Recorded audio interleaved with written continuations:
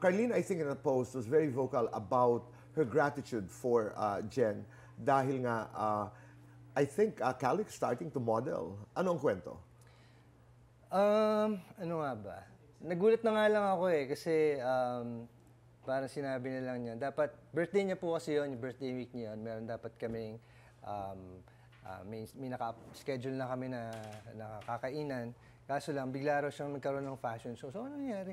Nag-ano daw siya, nag-audition daw siya. Sabi ko, okay naman, buti nag-audition ka, at least hindi mo nakuha yan sa palakasan at natanggap ka kahit na ganun. So, yun, nag-fashion show siya sa bench and maganda naman kinalabasan na ipasama siya dun sa mga magandang batch na mga romampa din. Kaya, Sinamahan siya ni Jen? Hindi po kami nakapunta dahil may work po kami nun, pero nanood kami sa live stream. Okay.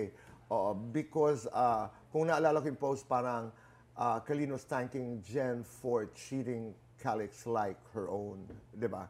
At napag-usapan na natin to the last time you were here about, loving and nurturing a blended family.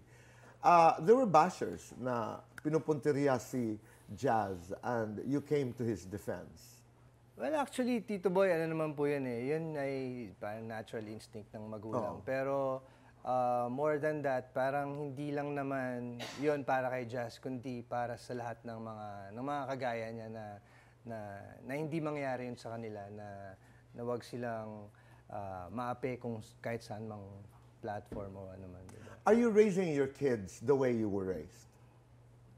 Gusto ko po dahil sa tingin ko yung pagpapalaki po sa akin naging effective kaya kahit papaano matino yung kinalabasan ko. Oo, napaka-blessed mo ngayon because you have Jen and the family.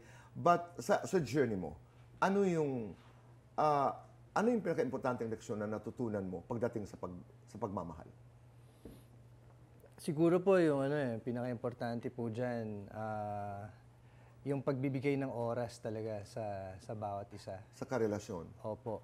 Hindi ka man makapagbigay ng oras na mahaba kung minsan dahil sa trabaho, kailangan mo lang i-make sure na yung quality, yung importante, yung quality ng oras na pinagsasamahan ninyo, yung mga ginagawa ninyo para matuto kayo sa isa't isa, makilala yung isa't isa.